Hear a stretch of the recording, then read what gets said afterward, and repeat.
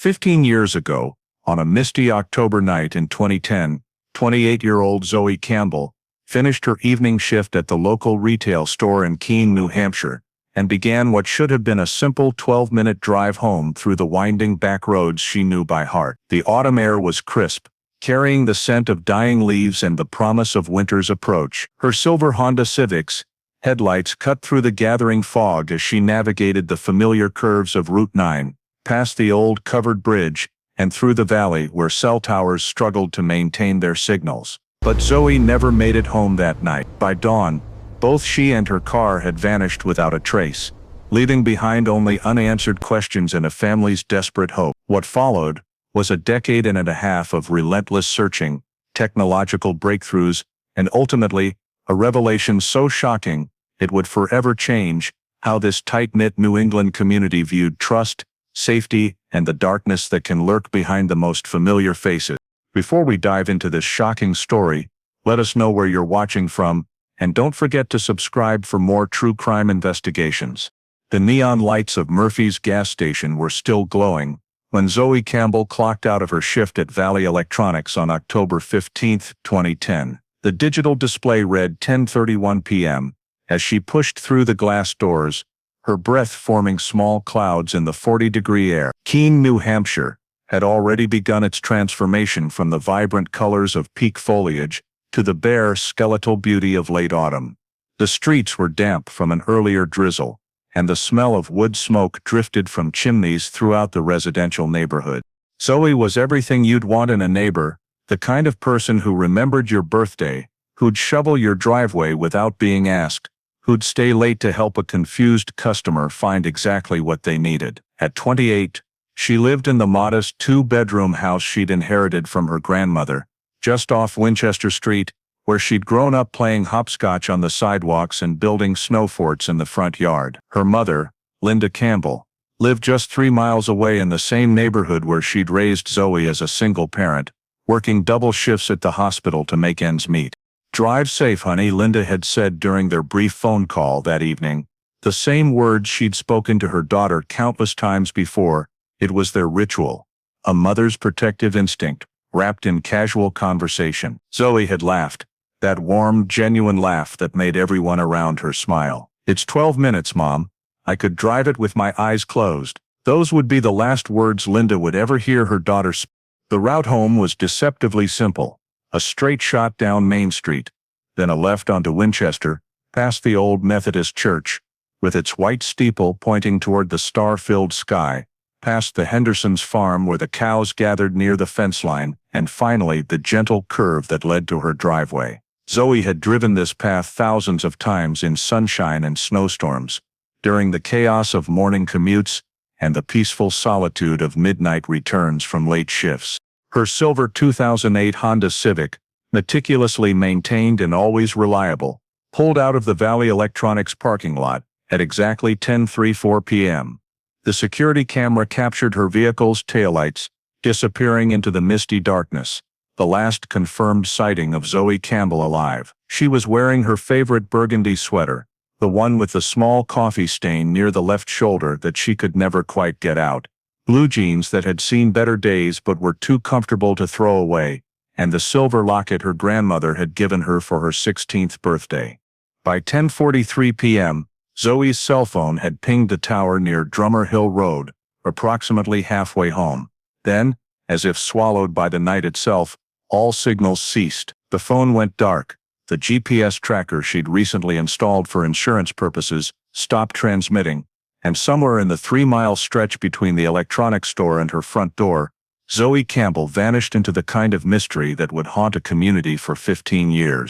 When midnight came and went without the familiar sound of Zoey's car in the driveway, Linda felt the first flutter of genuine concern. Her daughter was punctual to a fault, the type of person who called if she was going to be even 10 minutes late. By morning, that concern had crystallized into the kind of bone-deep fear that would never fully leave her, setting the stage for a vigil that would last longer than anyone could have imagined. Dawn broke gray and cheerless over Keene on October 16, 2010. With the kind of persistent drizzle that seemed to seep into everything. Linda Campbell had barely slept, checking her phone every few minutes for a text message that never came, peering through the curtains at an empty driveway that should have held her daughter's silver Honda. By 7:30 a.m., when Zoey failed to show up for her opening shift at Valley Electronics, Linda's worry transformed into something approaching panic. The call came from Zoey's manager, Sarah Chen, whose voice carried the strained politeness of someone trying not to alarm while seeking answers. "Mrs. Campbell, I'm sorry to bother you so early, but Zoey was supposed to open this morning, and she's not here." Her phone goes straight to voicemail. "Is everything okay?" Linda's hands trembled as she explained that Zoey never made it home, that her bed hadn't been slept in, that something was terribly, irreversibly wrong. Within an hour, Winchester Street had transformed into an impromptu command center. Neighbors emerged from their homes, clutching coffee mugs and sharing worried glances. Mrs. Henderson, from the farm, called her sons, who immediately began checking the ditches along Route 9 with flashlights. Tom Bradley, who ran the local garage, organized a systematic search of every back road and logging trail within a 20-mile radius, his voice steady despite the growing dread that seemed to settle over the group like fog. The Keene Police Department received Linda's missing person report at 9:47 a.m., logged by Officer Patricia Morse, who had known Zoey since she was a teenager volunteering at the animal shelter. The initial response was swift and thorough. Patrol cars deployed along Zoey's known route, her photograph transmitted to state police, and a bolo alert issued for her distinctive Honda Civic with its New Hampshire license plate reading "Live Free." Detective Ray Morrison, a 20-year veteran with graying temples and tired eyes, arrived at Linda's house by noon. He found a living room packed with concerned neighbors, church members, and co-workers, all clutching flyers that someone had hastily printed with Zoey's smiling photograph. Morrison's notepad filled quickly with details.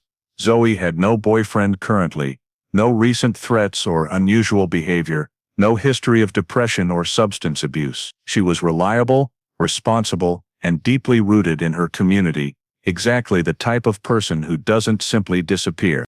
The technical investigation began immediately. Cell phone records showed Zoey's last ping at 10:43 p.m. near Drummer Hill Road, a wooded stretch where the signal was notoriously weak even under the best conditions. Her bank account showed no unusual activity, no late-night ATM withdrawals or suspicious charges. The credit card she rarely used remained untouched. Her laptop, examined with her mother's permission, revealed nothing more sinister than online shopping carts filled with Christmas gifts she'd never get to purchase. As afternoon melted into evening, the reality began to sink in with crushing weight. This wasn't a case of a young woman staying out too late or forgetting to charge her phone. The absence of her car made everything infinitely more complicated. Had she been carjacked, forced off the road, or driven somewhere against her will? The possibilities multiplied like shadows in the gathering darkness, each more troubling than the last. Linda Campbell stood in her daughter's empty bedroom that first night, touching the pillow that still smelled faintly of Zoey's lavender shampoo, the book left open on the nightstand, with a receipt marking page. The normalcy of it all, the half-finished crossword puzzle, the coffee mug in the sink, the grocery list magneted to the refrigerator, created a surreal contrast to the growing certainty that something devastating had occurred. By the time the sun set on October 16th, casting long shadows across Winchester Street, the word had spread throughout Keene and beyond. The local newspaper, radio stations, and television crews had begun their coverage, transforming a beloved community member into a headline, a statistic, a mystery that would consume the town's collective consciousness for years to come. The morning of October 17th brought the organized chaos of a full-scale search operation to the quiet hills surrounding Keene. Detective Morrison had called in reinforcements from the state police, and by 6 a.m., the parking lot of Keene High School had been transformed into a staging area that buzzed with controlled urgency. Volunteers arrived in steady streams, some carrying thermoses of coffee and homemade sandwiches, others bringing trained search dogs, whose keen noses might detect what human eyes had missed. Sarah McKenzie, a veteran search and rescue coordinator from Concord, spread topographical maps across folding tables, marking grid patterns with red ink, while explaining the systematic approach that would guide their efforts. The search area encompassed nearly 40 square miles of dense New England forest, rocky outcroppings, abandoned logging roads, and the serpentine Connecticut River that formed the border with Vermont. Each team received specific coordinates, GPS devices, and strict instructions about evidence preservation.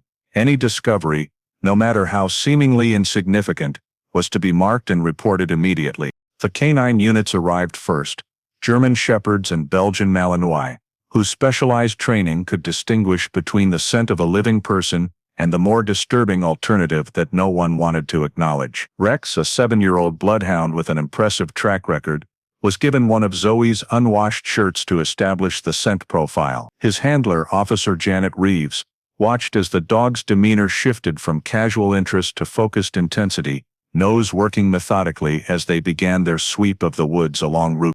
Helicopter support came from the National Guard, the distinctive thrum of rotor blades echoing off the surrounding mountains as aerial observers scanned the forest canopy for any sign of a silver Honda Civic or disturbed ground that might indicate a hastily concealed grave. The pilots used infrared technology that could detect body heat even through moderate tree cover, though the October weather and decomposing leaves created thermal signatures that complicated their readings. By noon, more than 200 volunteers had fanned out across the search area, their bright orange safety vests creating moving dots of color against the autumn landscape. They called Zoey's name in unison every few minutes, their voices carrying across valleys and bouncing off rocky hillsides. The responses were heartbreaking in their consistency, only the echo of their own desperate calls returning from the wilderness. Technical challenges emerged quickly. The heavily forested terrain made communication difficult, with radio dead zones forcing search teams to rely on predetermined check-in times and predetermined rally points. The lack of Zoey's vehicle complicated everything. Without knowing whether she had been taken from her car or forced to drive somewhere under duress, the potential search area became impossibly vast. Detective Morrison found himself coordinating with agencies across 3 states, as the missing Honda could theoretically be anywhere within a several hundred-mile radius. The Connecticut River presented its own grim possibilities. Dive teams from the state police conducted underwater searches at likely entry points, their work made more difficult by the murky water and strong current that could have carried evidence miles downstream. Sonar equipment detected several large objects on the river bottom, but each investigation revealed sunken logs, discarded appliances, or the rusted remains of vehicles dumped decades earlier. As the days stretched into a week, the search efforts took on an almost ritualistic quality. Linda Campbell arrived each morning with fresh coffee and sandwiches for the volunteers, her face drawn but determined. She walked every accessible trail herself, calling her daughter's name until her voice grew hoarse, examining every piece of litter and debris with the desperate hope that it might provide a clue. The emotional toll on the community was evident in the faces of the searchers. These were people who had grown up with Zoey, who had watched her graduate from high school, who had shared countless conversations at the grocery store or post office. The possibility that she might be lying injured somewhere within reach of their voices drove them to push beyond exhaustion, to check and recheck areas that had already been thoroughly explored. The disappearance of Zoey Campbell struck Keene like a stone thrown into still water, sending ripples of concern, fear, and determination throughout the close-knit community. Within 48 hours of her vanishing, the town had mobilized with the efficiency that would have been impressive under any other circumstances. The Keene Community Center became an unofficial headquarters where volunteers coordinated search efforts, distributed flyers, and maintained the communication networks that kept hope alive. Margaret Winters, who had taught Zoey in 3rd grade and remembered her as the child who always stayed after class to help clean the blackboards, organized the poster campaign. Color copies of Zoey's photograph appeared on every telephone pole, bulletin board, and storefront window within a 50-mile radius. The image they chose showed Zoey at last year's pumpkin festival, laughing as she posed next to a massive jack-o'-lantern, her eyes bright with a kind of joy that made her disappearance all the more heartbreaking. The response from neighboring communities was overwhelming. Churches from as far away as Manchester organized prayer vigils, their congregations lighting candles, and joining hands in circles of hope that transcended denominational boundaries. The Monadnock Food Co-op established a fund to support the Campbell family during the crisis, while local restaurants provided free meals to search volunteers who worked from dawn until dusk. But with community support came the inevitable speculation, and it wasn't long before rumors began to circulate through the network of coffee shops, beauty salons, and corner stores that served as Keene's informal communication system. Some whispered about Derek Mallory, Zoey's ex-boyfriend from 2 years earlier, despite the fact that he had moved to Boston and had a solid alibi for the night in question. Others suggested that Zoey might have been targeted by someone she had encountered at work, perhaps a customer who had developed an unhealthy fixation. Detective Morrison found himself managing not just an investigation, but a community's collective anxiety. His phone rang constantly with tips that ranged from credible to bizarre. Miss Peterson reported seeing a silver car speeding through town around midnight, but the license plate she remembered belonged to her neighbor's Subaru. A truck driver claimed to have seen a young woman matching Zoey's description at a rest stop in Vermont, but surveillance footage showed it was someone else entirely. The most promising early lead came from Jake Hennessy, who worked the night shift at the 24-hour diner on Route 10. He was certain he had seen Zoey's Honda Civic in the parking lot around 11:30 p.m. on the night she disappeared, though he couldn't remember seeing the driver. Security cameras at the diner, however, had malfunctioned earlier that week, leaving investigators with nothing but Jake's uncertain recollection and the growing frustration of another dead end. Technology in 2010 presented its own limitations. Facebook was still relatively new, and while friends and family created online groups dedicated to finding Zoey, social media hadn't yet reached the penetration it would achieve in later years. The police department's website crashed repeatedly under the volume of traffic from people seeking updates, and the department's single IT specialist worked around the clock to maintain their digital presence. Local media coverage intensified daily. WMUR, the Manchester television station, ran Zoey's story as their lead item for nearly a week, with reporter Jessica Walsh conducting tearful interviews with Linda Campbell on the front porch, where a yellow ribbon now adorned every column. The Keene Sentinel assigned their best investigative journalist to the case, and his daily updates became required reading for anyone hoping to help solve the mystery. The reward fund grew steadily, reaching $25,000 within 10 days, thanks to donations from local businesses, church groups and individuals who had never met Zoey, but were moved by her story. The Keene Rotary Club organized a spaghetti dinner fundraiser that packed the community center with more than 400 people, while the high school's drama club performed an impromptu benefit concert that raised another. As October melted into November, the community's response evolved from emergency mobilization to sustained commitment. Volunteer schedules were formalized, with different groups taking responsibility for different aspects of the ongoing search. The Keene Garden Club maintained the numerous memorial flower arrangements that appeared throughout town, while the VFW Post coordinated the logistics of the continuing volunteer efforts. Yet beneath the surface of this remarkable community response, darker currents began to emerge. Some residents started locking their doors for the first time in years, suspicious of strangers and hyper-aware of unusual vehicles or unfamiliar faces. The reality that something terrible had happened to one of their own forced everyone to confront their assumptions about safety, trust, and the protective barriers they thought their small town provided. As November's chill settled over New Hampshire, Detective Morrison found himself staring at a whiteboard covered in red string, photographs, and increasingly desperate questions that seemed to lead nowhere. The investigation had consumed every waking moment for 3 weeks, generating hundreds of pages of reports, dozens of interviews, and a growing stack of evidence that somehow added up to nothing concrete. The challenges facing the investigation were becoming as cold and unyielding as the approaching winter. The absence of Zoey's Honda Civic remained the most significant obstacle. Without the vehicle, investigators lacked the physical evidence that might have provided crucial clues: DNA from an attacker, fingerprints from someone who shouldn't have been there, signs of a struggle, or forensic evidence that could point them toward a suspect. The car's disappearance suggested either exceptional planning by the perpetrator or a level of luck that defied probability. Forensic technology in 2010, while advanced by historical standards, was limited compared to what would become available in later years.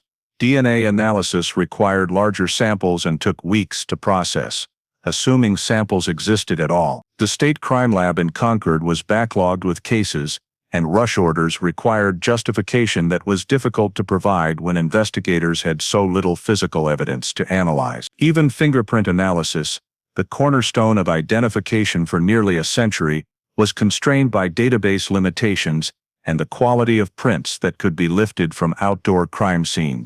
The geographical challenges were equally daunting. New Hampshire's landscape, beautiful in its ruggedness, provided countless hiding places where a vehicle could be concealed or a body disposed of. Abandoned quarries filled with dark water, miles of dense forest accessible only by logging roads that appeared on no official maps, and the countless seasonal cabins that remained empty and unwatched during the off-season. Each potential location required time and resources to investigate, and the search area grew larger with each passing day. Communication technology also presented unexpected hurdles. Cell phone tracking in 2010 was far less precise than it would become, and the mountainous terrain around Keene created dead zones where signals disappeared completely. The final ping from Zoey's phone near Drummer Hill Road could represent anything from her actual location to the last place her phone could reach a tower before losing signal entirely. GPS systems were less common and less sophisticated, and Zoey's Honda didn't have the built-in tracking capabilities that would become standard in later years. The investigation team itself was stretched thin. The Keene Police Department, accustomed to handling traffic violations, minor thefts, and the occasional domestic dispute, suddenly found itself managing a complex missing person case that required specialized skills and resources they simply didn't possess. Detective Morrison, despite his 20 years of experience, had worked primarily property crimes and had never led an investigation of this magnitude. State police assistance helped, but jurisdiction issues and communication gaps sometimes hindered rather than helped progress. Witness reliability became another frustrating challenge.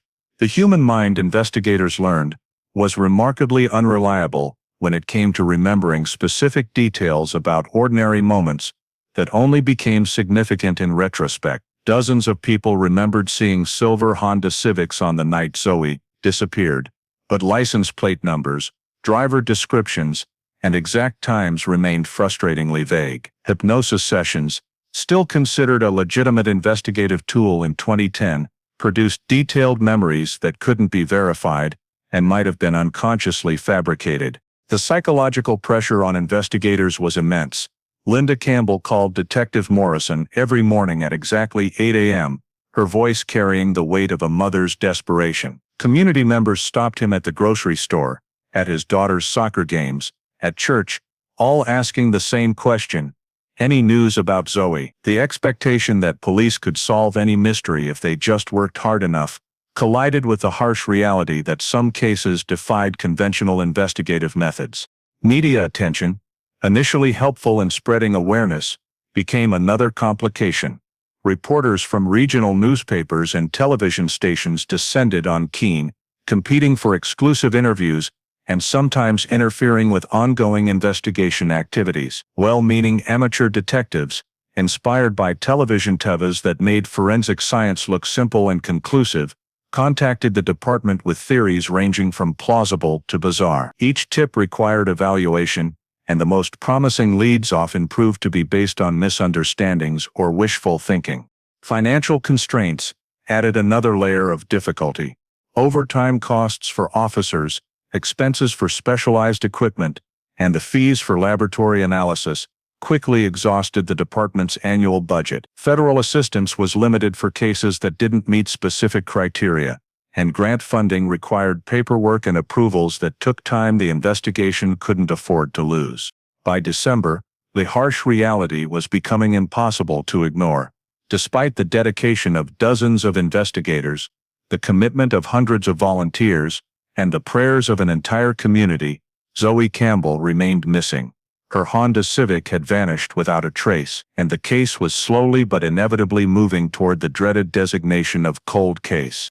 The calendar page turned to January 2011, and with it came the harsh acknowledgement that Zoey Campbell's case was entering that liminal space between active investigation and cold case status. The transition wasn't marked by any official ceremony or announcement. It happened gradually, like the way daylight fades into darkness, almost imperceptible, until you realize you're suddenly navigating by different rules entirely. Detective Morrison moved Zoey's files from his active case drawer to a dedicated filing cabinet, a symbolic shift that felt like a small betrayal even though it was simply procedural necessity. The daily briefings ended, the emergency hotline was reassigned to other duties, and the whiteboard that had dominated the conference room for 3 months was finally cleared, its web of red string and photographs archived in manila folders that would gather dust on storage room shelves. For Linda Campbell, however, there was no such thing as a cold case. Every evening at dusk, she performed the same ritual that had begun the night Zoey disappeared. She switched on the porch light, a beacon of hope that could be seen from Winchester Street and beyond. The simple act had evolved into something more significant. Neighbors began timing their evening walks to witness Linda's faithful vigil. Children asked their parents why Mrs. Campbell's light was always on, and the glowing bulb became a symbol of persistence that the entire community could see and understand. The house itself became a shrine to suspended time. Zoey's bedroom remained exactly as she had left it that October evening, the crossword puzzle still open on the nightstand, the coffee mug still in the sink, the grocery list still gendered to the refrigerator with its heartbreakingly ordinary items: milk, bread, orange juice, Halloween candy for trick-or-treaters who had come and gone while Zoey was already missing. Linda found comfort in these preserved moments, but they also made moving forward feel like an act of betrayal. Physical reminders appeared throughout the house, with devastating regularity. Zoey's magazine subscriptions continued to arrive monthly, each issue a sharp reminder of a future that had been stolen. Her cell phone bill kept coming, showing no activity but somehow still accumulating charges. The warranty cards for appliances she had purchased, the invitations to her high school reunion, the catalogs addressed to someone who would never order Christmas gifts again. Each piece of mail was a small cut that kept the wound from healing. Linda's sister Margaret moved in temporarily during the worst months, recognizing that grief had the power to destroy people from the inside out. She watched Linda cycle through the stages that psychologists had named but could never fully explain. The bargaining that involved checking missing person websites for hours each day. The anger that erupted unexpectedly during grocery store trips when she saw mothers shopping with their adult daughters. The deep depression that made getting dressed feel like an insurmountable challenge.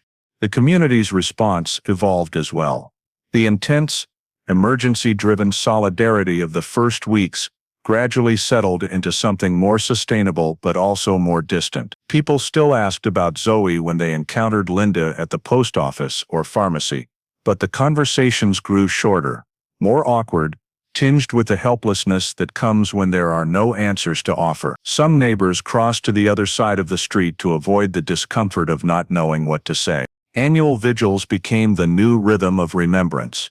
Every October 15th, the anniversary of Zoey's disappearance, the community gathered in Central Square for a candlelight ceremony that drew smaller crowds each year, but maintained its emotional intensity. Linda always spoke at these gatherings, her voice steady despite the tears, sharing memories of her daughter and pleading with anyone who might have information to come forward. The local newspaper faithfully covered these events, but the articles gradually moved from front-page coverage to inside sections, reflecting the unfortunate reality that yesterday's tragedy becomes today's old news. Detective Morrison, now handling other cases, but never fully letting go of Zoey's file, established a routine of reviewing the evidence every few months. He would spread the photographs across his desk, reread witness statements, and examine the physical evidence that had been collected. A few scraps of fabric that might have come from anywhere, some tire impressions that were too degraded to be useful, and the fingerprints that had been found on various items but had yielded no matches in the database. The exercise was both futile and necessary, a way of honoring the promise he had made to Linda Campbell that her daughter would never be forgotten. The financial burden added another layer of stress to an already unbearable situation. Linda had taken extended leave from her job at the hospital, burning through vacation days and sick leave while participating in searches and managing the constant stream of tips and potential leads that continued to trickle in. The reward fund helped with some expenses, but the costs of maintaining Hope gas money for chasing leads, phone bills for calling tip lines, the emotional and physical toll of never-ending vigilance created debts that went far beyond money. Yet somehow, impossibly, Linda Campbell persevered. She returned to work, established new routines, and found ways to function in a world that had fundamentally changed. The porch light continued to burn every night, a promise made visible, a mother's love translated into watts and illumination that would persist long after everyone else had moved on to other tragedies, other mysteries, other lives that demanded attention and energy.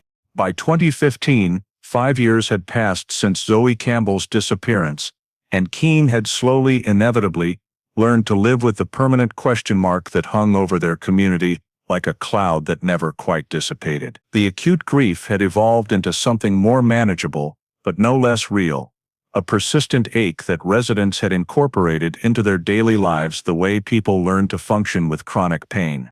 New families moved to Winchester Street, drawn by the affordable housing and small-town charm, often unaware of the tragedy that had unfolded in their neighborhood. Real estate agents learned to navigate the delicate balance between disclosure and discretion, sometimes mentioning a local incident, without elaborating on the details that might frighten potential buyers. The Hendersons' farm was sold to developers who built a small subdivision of colonial-style homes, their pristine lawns and fresh paint, creating a jarring contrast to the older houses that held darker memories. The children who had been in elementary school when Zoey disappeared were now teenagers, and many had only vague recollections of the search efforts and community vigils that had once consumed their parents' attention. For them, the story of Zoey Campbell existed in the same category as local legends and historical events. Interesting but not personally relevant. They passed the Campbell house on their way to school, occasionally noticing the porch light that burned day and night, but the significance was lost on those too young to remember when that light represented desperate hope rather than stubborn habit. The annual vigils continued, though attendance had dwindled from the hundreds who gathered in those first years to a faithful core of perhaps 30 people who maintained their commitment to remembrance. Pastor Williams from the Methodist Church had taken over much of the organizational duties as Linda aged and her energy flagged. The ceremony itself had become formalized, almost ritualistic, with the same prayers, the same readings, and the same flickering candles that created small pools of light in the darkness of Central Square. Local businesses that had once prominently displayed Zoey's missing person posters had gradually taken them down as the paper yellowed and curled at the edges. New missing person cases had emerged over the years. A runaway teenager from Manchester, an elderly man with dementia who had wandered away from his nursing home, a woman who had disappeared during a bitter divorce, and community attention had shifted to more recent tragedies that offered the possibility of resolution. The Keene Police Department had experienced significant turnover during the intervening years. Detective Morrison had retired in 2018, taking with him decades of institutional knowledge and the personal investment that had driven his commitment to Zoey's case. His replacement, Detective Sarah Chen, no relation to Zoey's former supervisor, inherited a filing cabinet full of cold cases, of which Zoey's was just one among many. The new detective reviewed the file conscientiously, but without the emotional connection that had motivated Morrison's persistence. Technology had evolved dramatically during the 5-year period, but somehow Zoey's case remained frozen in the investigative methods of social media had exploded in popularity, creating new opportunities for spreading information about missing persons. But it had also created an overwhelming flood of amateur detectives, conspiracy theorists, and attention seekers who made separating credible tips from digital noise increasingly difficult. Online forums dedicated to unsolved cases featured lengthy discussions about Zoey's disappearance, but most of the speculation was based on incomplete information and wishful thinking rather than factual evidence. Linda Campbell, now approaching 60, had developed the kind of strength that comes only from surviving the unsurvivable. She had returned to her job at the hospital, where colleagues had learned to respect the boundaries around her grief, while still offering support when needed. Her routine had crystallized around the constants in her life: work, church, the daily ritual of lighting the porch light, and the monthly visits to Detective Chen's office, where she politely inquired about any new developments while knowing that the answer would almost certainly be disappointing.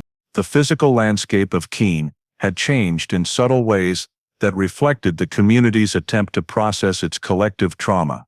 A small memorial garden had been planted in Central Square, featuring a bench with a plaque that read, "In memory of those we have lost but never forgotten." The garden was meant to honor all victims, but everyone understood that Zoey had been the primary inspiration. The bench became a gathering place for those who needed a quiet moment to remember, and Linda could often be found there during her lunch breaks, bringing small bouquets of flowers that she tended with the same care she had once devoted to her daughter's upkeep. The economic impact had been subtle but real. Tourism, never a major industry in Keene, had suffered as the unsolved case reinforced stereotypes about rural areas being dangerous or lawless. Some residents reported that relatives were reluctant to visit, especially women traveling alone, and the community's reputation for safety, once taken for granted, had been permanently tarnished by the persistent question of what had happened to Zoey Campbell and whether the threat still existed among them. The psychological toll on long-term residents was perhaps the most significant change. People who had once left their doors unlocked now installed security systems. Parents who had allowed their teenagers considerable freedom now imposed strict curfews and check-in requirements. The assumption that bad things happen to other people in other places had been shattered, replaced by a hypervigilance that exhausted everyone who maintained it, but felt too necessary to abandon. The fluorescent lights hummed overhead in the basement of the New Hampshire State Police headquarters, as Detective Sarah Chen powered up the new automated fingerprint identification system on a gray January morning. And the AFIS technology represented a quantum leap from the systems available and capable of processing millions of prints in minutes rather than weeks and cross-referencing databases that had expanded exponentially as digitization efforts gained momentum across law enforcement agencies nationwide. Chen had made a personal commitment to revisit every cold case in her jurisdiction using modern forensic capabilities, and the Campbell file had been nagging at her for months. Something about the meticulous organization of Detective Morrison's notes suggested evidence that might have been overlooked, simply because the technology to analyze it properly hadn't existed 14 years earlier. She spread the case materials across her desk with the same careful attention Morrison had once applied, but now she had tools at her disposal that would have seemed like science fiction to investigators. And the evidence locker had preserved Zoey's possessions with remarkable care. Her burgundy sweater sealed in a climate-controlled evidence bag still held traces of her perfume, a faint floral scent that made Chen pause for a moment to consider the young woman who had worn it on her final evening. More importantly, the sweater had yielded several partial fingerprints during the original investigation, prints that had been carefully photographed and cataloged, but had produced no matches when run through the much smaller databases available at the time. The new scanning technology could enhance partial prints that would have been considered unusable in 2010, employing algorithms that could fill in missing details and extrapolate complete patterns from fragments that previous systems couldn't process. Chen watched the screen as the computer analyzed ridge patterns and minutia points with a precision that seemed almost magical after years of working with less sophisticated tools. The breakthrough came at 2:47 p.m. on a Tuesday afternoon that Chen would remember for the rest of her career. The AFIS system produced a match probability of 99.7% for a partial print found on the collar of Zoey's sweater, a print that had been photographed and filed but never successfully identified. The matching print belonged to Marcus Holloway, a 58-year-old resident of Keene, who had been entered into the system following a 2019 arrest for domestic violence against his then-girlfriend. Chen stared at the computer screen for a full minute, certain she had made some kind of mistake. Marcus Holloway wasn't a stranger or a drifter. He was a familiar face around Keene, a man who had lived on Elm Street for more than 20 years, who attended the annual Pumpkin Festival, who coached Little League Baseball for the Recreation Department. His ex-wife Janet worked at the same hospital as Linda Campbell. Their children had gone to school with some of the same kids who had been Zoey's classmates. The database search revealed that Holloway had been printed multiple times over the years, for various reasons: employment background checks, volunteer coaching certifications, and the domestic violence arrest that had finally entered his prints into the criminal database. The system could now trace his fingerprints backward through time, and Chin realized with growing excitement that his prints had been in the system since 2010, but the old technology simply hadn't been sophisticated enough to make the connection. Further analysis revealed additional evidence that took on new significance, with Holloway identified as a person of interest. DNA samples that had been collected from Zoey's car keys. Keys that had never been found but whose presence at the crime scene was suggested by microscopic skin cells recovered from her sweater pocket, suddenly became crucial evidence. The original DNA analysis had been inconclusive due to the small sample size and mixed profiles, but modern techniques could separate and analyze genetic material that would have been useless to investigators. Chen spent the next week carefully reviewing Holloway's background, building a timeline of his activities and whereabouts during the relevant period. What she discovered was both shocking and sadly familiar: a man who had maintained a respectable public persona while harboring a pattern of increasingly violent behavior toward women. The 2019 domestic violence arrest was just the tip of the iceberg. A more thorough investigation revealed a series of complaints and incidents that had been dismissed or overlooked, creating a trail of warning signs that no one had connected until now. The psychological profile that emerged was textbook predatory behavior. Holloway had worked at various jobs that brought him into contact with young women: retail stores, restaurant management, and most significantly, a position as a night security guard at the shopping complex where Valley Electronics was located. He would have known Zoey's schedule, would have been familiar with her routines, and would have had ample opportunity to observe her without arousing suspicion. Phone records from 2010, now digitized and searchable in ways that hadn't been possible during the original investigation, showed that Holloway's cell phone had been in the vicinity of Route 9 during the window when Zoey disappeared. The location data wasn't precise enough to place him at a specific address, but it was consistent with someone who had been traveling the same route Zoey would have taken on her way home.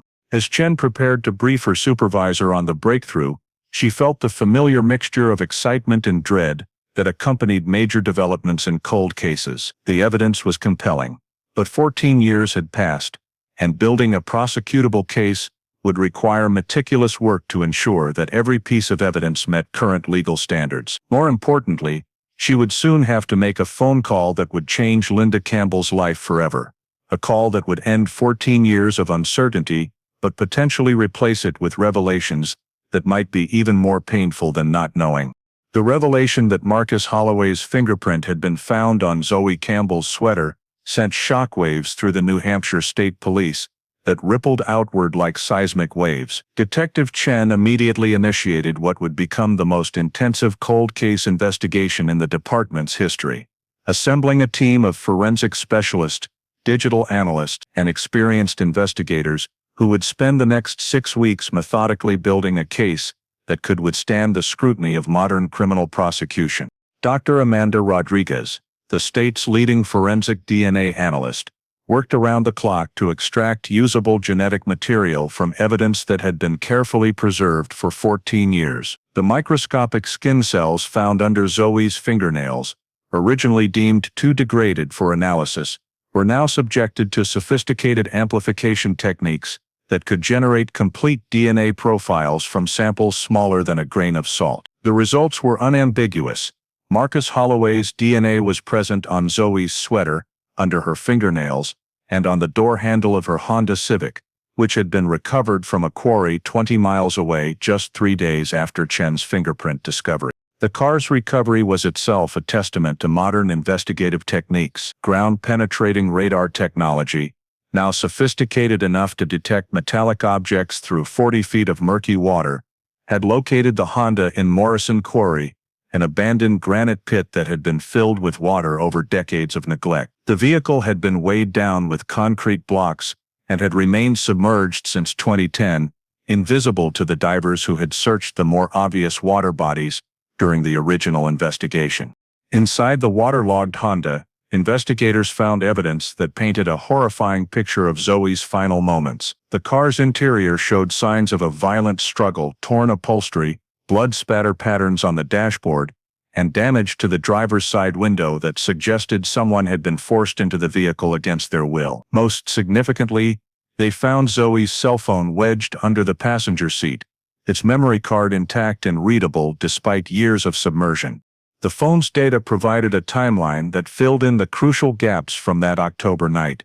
Text messages showed that Zoey had been planning to stop at the 24-hour pharmacy to pick up medication for her mother's arthritis, a detail that explained why she hadn't taken her usual direct route home. Security footage from the pharmacy, archived digitally and still accessible 14 years later, showed Zoey making her purchase at 10:51 p.m., just 8 minutes before her phone sent its final location ping. Marcus Holloway's background investigation revealed a pattern of predatory behavior that had been hiding in plain sight for decades. Employment records showed that he had held a succession of jobs that gave him access to women's schedules and routines, retail security, apartment maintenance, and most damning, a position as a part-time custodian at Valley Electronics during the exact period when Zoey worked there. Coworkers, when re-interviewed with Holloway identified as a suspect, recalled his inappropriate comments about female employees and his tendency to linger around the store after hours.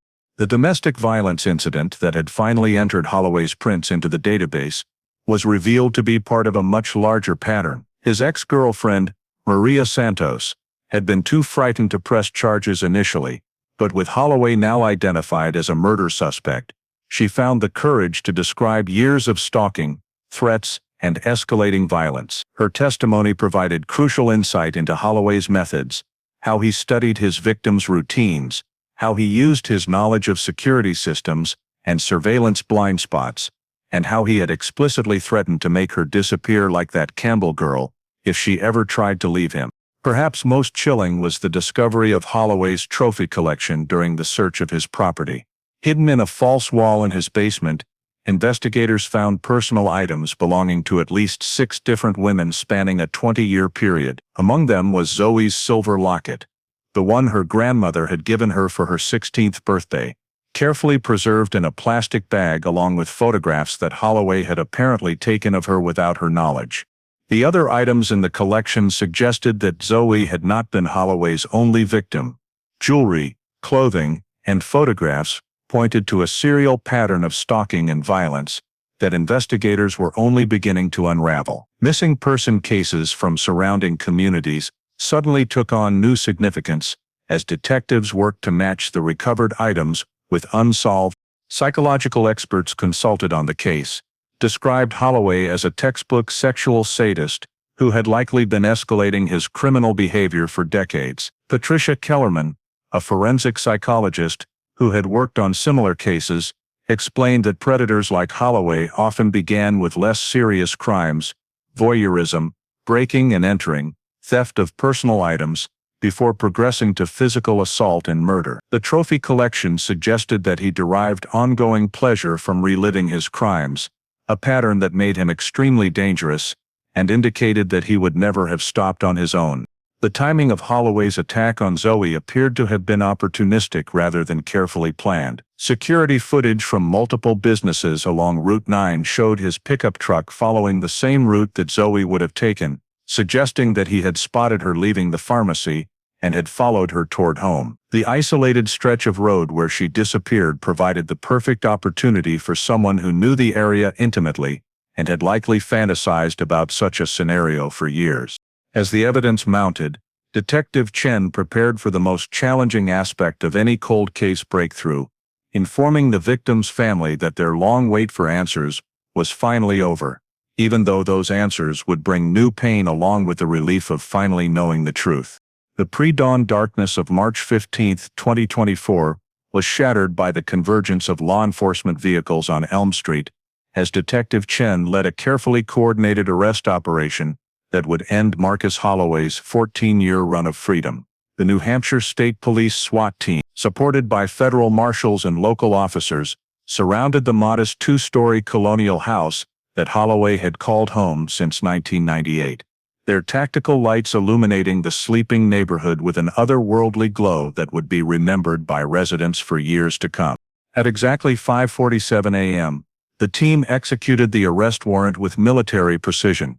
Holloway, awakened by the commotion, appeared at his bedroom window in confusion before the reality of his situation became clear. Body camera footage would later show a man who seemed genuinely surprised by the arrest, not the reaction of someone who had been living in fear of discovery, but rather someone who had become so comfortable with his crimes that he believed he was untouchable. The search of Holloway's property yielded evidence that exceeded even Detective Chen's expectations. In addition to the trophy collection hidden in the basement, investigators discovered detailed journals that documented not only his attack on Zoey Campbell, but his surveillance and stalking of numerous other women over 2 decades. The journals were written in a matter-of-fact style that chilled even veteran investigators, describing his victims' routines with the detached precision of a scientist cataloging specimens. Most disturbing was Holloway's detailed account of the night he killed Zoey Campbell. According to his journal entries, he had been following her sporadically for months, learning her work schedule and driving habits. On October 15, 2010, he had been driving home from a late-night shift when he spotted her car leaving the pharmacy. He followed her along Route 9, waiting for the isolated stretch near Drummer Hill Road, where he knew there were no security cameras or witnesses. The journal described how he had forced Zoey's car off the road by ramming it from behind, then approached her vehicle pretending to be a good Samaritan offering help. When she recognized him as the custodian from her workplace, she had initially felt relief rather than fear, a reaction that Holloway had clearly counted on, and that made his betrayal even more heinous. The struggle that followed was brief but violent, ending when Holloway struck Zoey with a tire iron that he had brought for exactly that purpose. News of the arrest spread through Keene with a speed that social media and local news networks made possible in 2024, but that would have been unimaginable. By 8 a.m., less than 3 hours after Holloway's arrest, his mugshot was trending on regional Facebook groups, Twitter feeds, and neighborhood communication apps. The reaction was immediate and visceral, a mixture of relief, horror, and betrayal that reflected the community's struggle to process the revelation that a monster had been living among them, undetected for so long. Linda Campbell learned of the arrest through a phone call from Detective Chen at 6:15 a.m., 30 minutes after Holloway had been taken into custody. The conversation was brief and professional, but Chen later described it as one of the most emotionally challenging moments of her career. Linda's initial response was silence, so complete that Chen worried the phone connection had been lost. When Linda finally spoke, her voice was barely a whisper. Was she? Chen's honest answer, that the evidence suggested Zoey had fought bravely but that her death was not quick or painless, prompted a sound of anguish that haunted the detective for weeks afterward.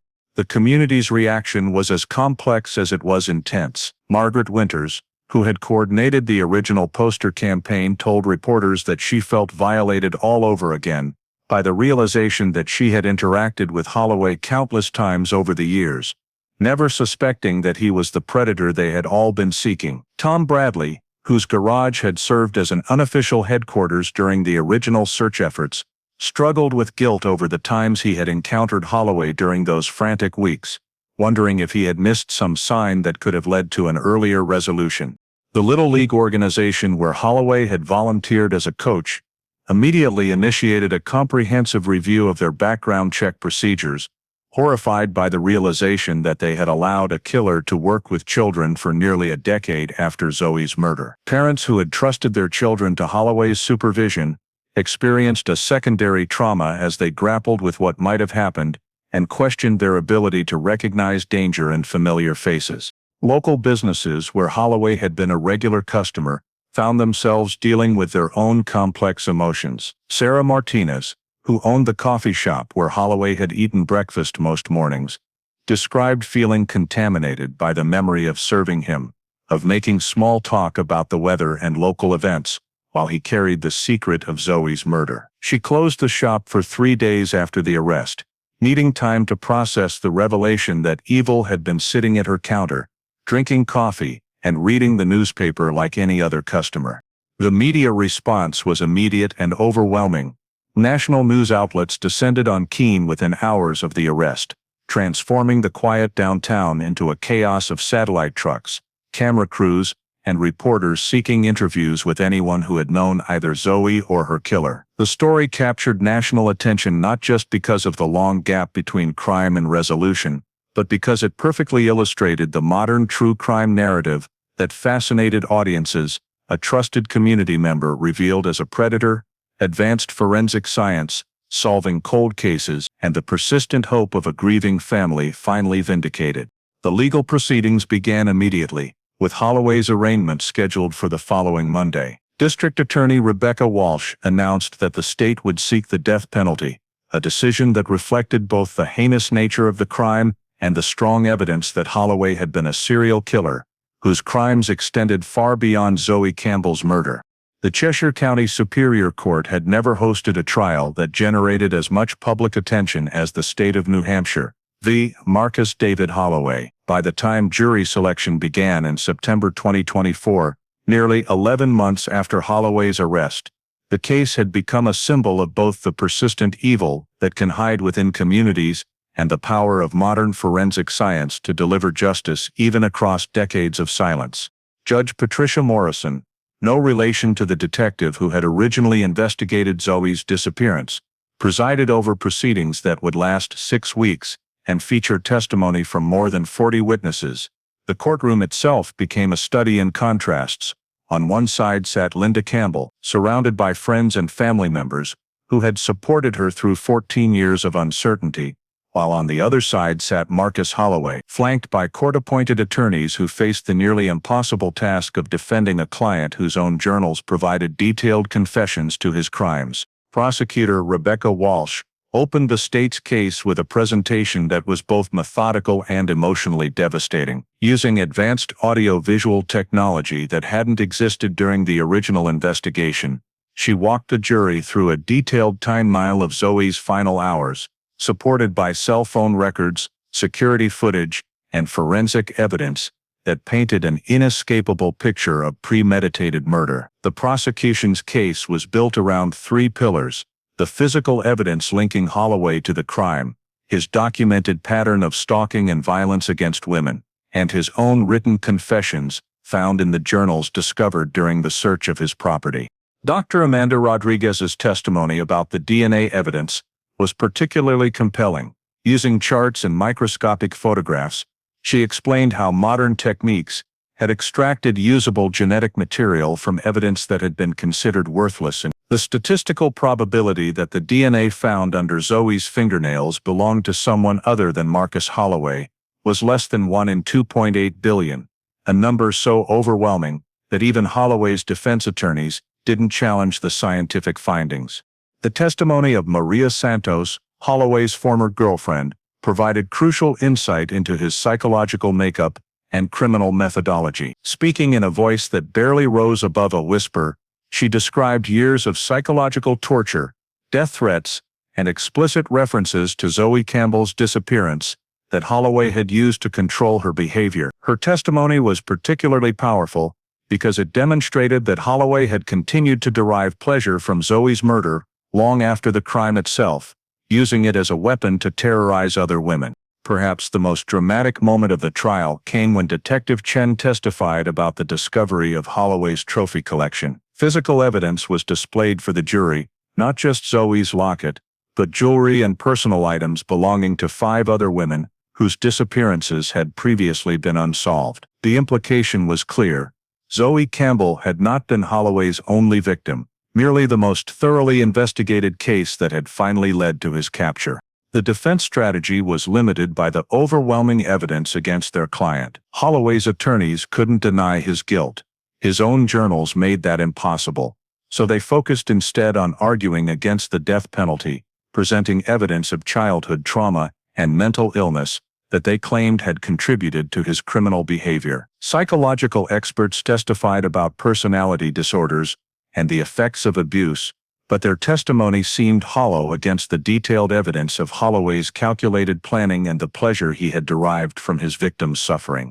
Linda Campbell's victim impact statement was delivered on a Thursday afternoon that residents of Keene would remember for decades. Speaking directly to Holloway for the first time, she described 14 years of sleepless nights, unanswered questions, and the daily ritual of lighting the porch light that had become her way of keeping her daughter's memory alive. Her voice remained steady as she talked about missing Zoey's wedding, grandchildren she would never have, and holidays that had become annual reminders of loss rather than celebration. "You didn't just kill my daughter," Linda said, her words carrying across a courtroom so quiet that the ventilation system seemed loud. "You killed part of me, part of our community, part of everyone who loved her, but you didn't kill her memory, and you didn't kill our determination to find the truth.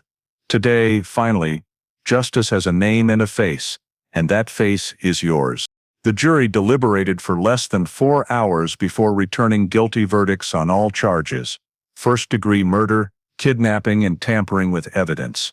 The speed of their decision reflected both the overwhelming evidence and their revulsion at the details of Holloway's crimes. When Judge Morrison announced the jury's recommendation for the death penalty, Holloway showed no emotion, staring straight ahead with the same blank expression he had maintained throughout the trial. The sentencing phase provided an opportunity for the community to begin processing 14 years of trauma. Representatives from the victims' organization, the Little League where Holloway had volunteered, and the various businesses where he had worked all spoke about the ripple effects of his crimes. The revelation that a trusted community member had been a serial killer had shattered assumptions about safety and trust that would take years to rebuild. Outside the courthouse, Linda Campbell spoke to reporters for the final time about her daughter's case. Standing beside the memorial garden that had been planted in Central Square, she announced that she would finally be turning off the porch light that had burned every night for 14 years. "Zoey can rest now," she said, her voice carrying a peace that hadn't been there since 2010. As the courthouse emptied and the media trucks departed, Keene, the community began the complex process of healing from wounds that had festered for nearly 15 years. The conviction of Marcus Holloway brought closure to Zoey Campbell's case, but it also forced a reckoning with uncomfortable truths about trust, safety, and the capacity for evil to hide behind familiar faces. The lessons learned from this tragic case would resonate far beyond the borders of New Hampshire, offering insights into the evolution of criminal investigation, the importance of persistent advocacy, and the power of technological advancement to deliver justice even across decades of silence.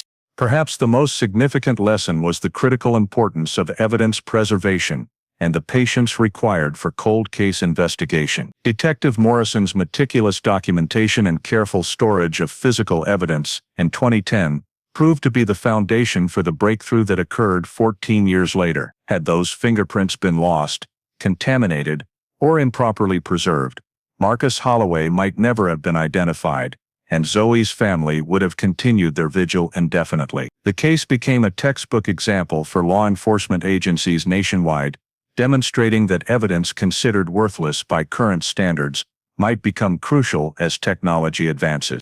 The role of persistent family advocacy cannot be overstated. Linda Campbell's refusal to let her daughter's case fade into obscurity, symbolized by the porch light that burned every night for 14 years, kept pressure on law enforcement and maintained public awareness even when leads had dried up and media attention had moved elsewhere. Her annual vigils, her regular contacts with investigators, and her unwavering belief that justice would eventually prevail created a foundation of hope that sustained not just her own family, but the entire community through the darkest periods of uncertainty. The technological revolution in forensic science was perhaps the most dramatic factor in solving Zoey's case. The fingerprint identification system that matched Holloway's prints in 2024 was exponentially more sophisticated than what had been available in 2010, capable of processing partial prints that would have been unusable with older technology. Similarly, DNA analysis techniques had advanced to the point where meaningful results could be obtained from microscopic samples that would have yielded nothing useful 14 years earlier. The case illustrated the importance of periodic review of cold cases as new technologies become available. The community impact extended far beyond the immediate circle of Zoey's family and friends. The revelation that Marcus Holloway had been living among them undetected for decades forced residents to confront their assumptions about small-town safety and their ability to recognize danger in familiar faces. The fact that he had worked with children, attended community events, and maintained the facade of a normal life, while harboring such dark secrets, challenged everyone's confidence in their judgment and protective instincts. The case also highlighted the importance of taking domestic violence seriously as a predictor of more serious crimes. Holloway's 2019 arrest for domestic violence had been treated as an isolated incident, but in retrospect it represented the escalation of a pattern of violence against women that had been building for decades. Law enforcement agencies across the country began reviewing their protocols for investigating domestic violence cases, recognizing that perpetrators often graduate to more serious crimes if not stopped early. For the broader true crime community, Zoey Campbell's case demonstrated both the power and the limitations of public interest in unsolved cases. While media attention and amateur investigators had kept the case in the public eye, the actual breakthrough came through professional police work, enhanced by technological advancement, rather than crowdsourced speculation. The case reinforced the importance of supporting law enforcement resources and training rather than relying solely on public pressure to solve cold cases. The psychological impact on Linda Campbell and other family members illustrated both the devastating long-term effects of unresolved grief and the human capacity for resilience in the face of unimaginable loss. The 14-year period between Zoey's disappearance and the resolution of her case represented more than a third of Linda's adult life, years that had been defined by uncertainty, hope, despair, and ultimately, a kind of peace that could only come with justice finally served.